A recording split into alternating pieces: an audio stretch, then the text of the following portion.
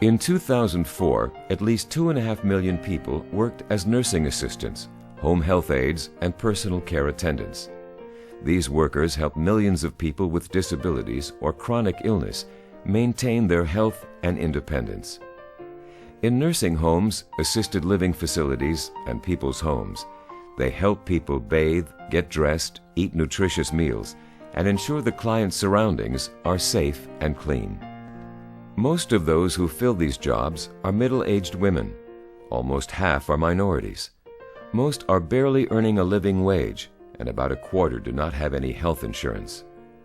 With low compensation and the physically and emotionally demanding nature of their jobs, it's no surprise to find high staff vacancies. Turnover rates of up to 100% annually are common. The cost of replacing workers is high. Quality of care suffers, and workers in understaffed situations experience higher rates of injuries. This crisis will only get worse as the population ages and demand grows for people to fill these jobs. By 2010, 500,000 more people will be needed to fill these critical jobs. By 2050, another 2 million people will be needed. Finding and retaining enough men and women to fill these jobs will depend on how they are treated at work.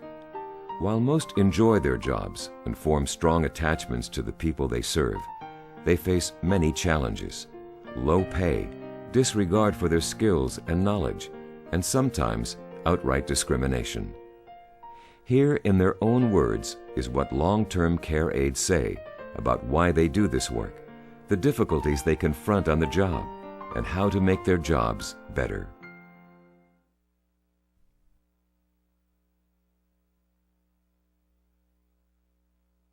Some of the residents that we take care of, we are their family. No one comes to see them, and we're just the face they see every day. We're the faces that they depend on. So, and it's like family.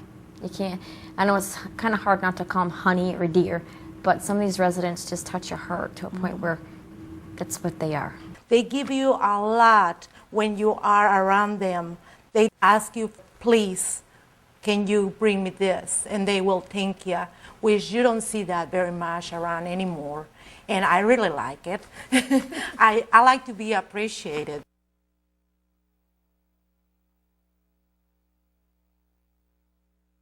In the community, I've actually had people come up to me and say, how can you be a butt wiper? And I look at them and I go, I'm a certified nurse's aide. I'm not just wiping someone's butt. You know, I care for them. I dress them. I help them with shopping.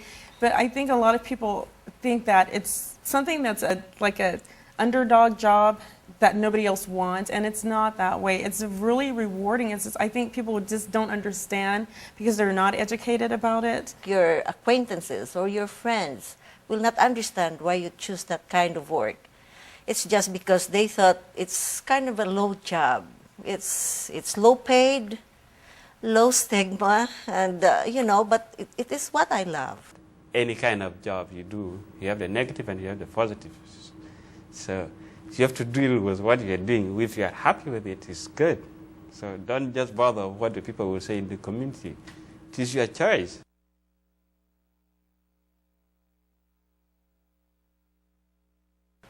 In most places where you work in facilities, the CNAs were kind of seen as the bottom of the food chain.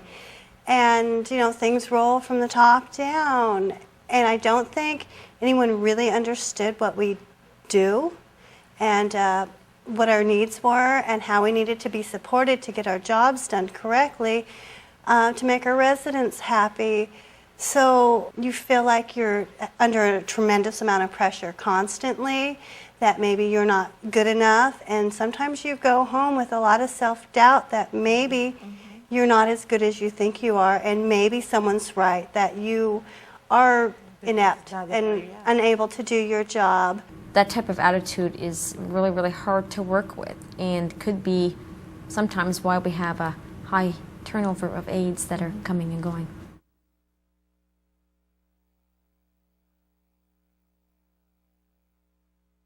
They haven't said anything to me like, I don't want you to take care of me because you're Hispanic, but sometimes they will they will just say, you know what, can you get somebody else to help me? But I don't take it personally when the patient says that to me. But when a coworkers, that's different because, that makes me feel sad. Sometimes they make fun because we have this kind of accent. Makes you feel like you don't want to go back to work.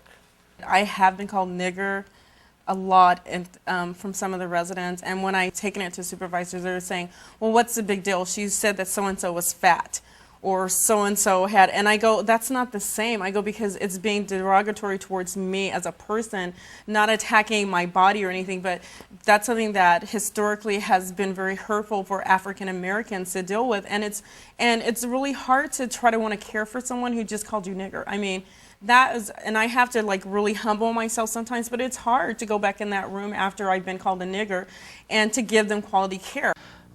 Other things that I've experienced would be being a male in the profession. Going in to try to take care of a female resident, or even a male resident for that matter, and they're very taken back by it.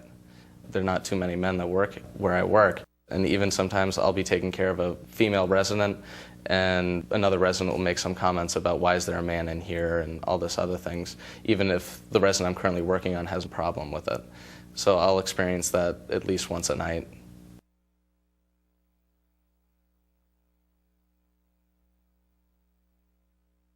When I feel like somebody's hurting me or somebody's disrespecting me or whatever, I go and talk directly with that person. And if that person doesn't listen to me or doesn't care about me, then I go and talk to somebody else that I can trust.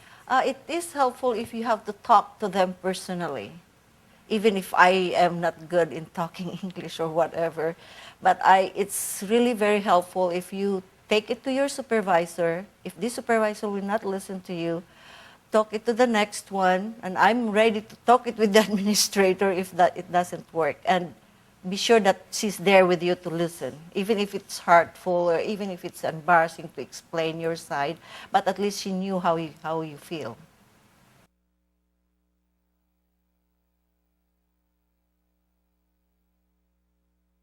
Education is absolutely the key, and understanding and supervisory training, that would be the key.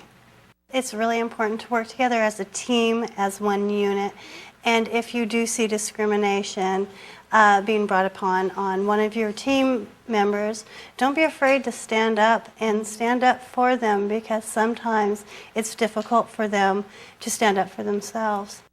Let the residents speak, not just what the supervisor says, but let the residents speak. They know what the care provider is doing. We need to hear more from the residents themselves. They just love these people that are caring for them, and we need to hear what they have to say. I mean, they're the whole point anyhow. That's what this is all about, is the resident.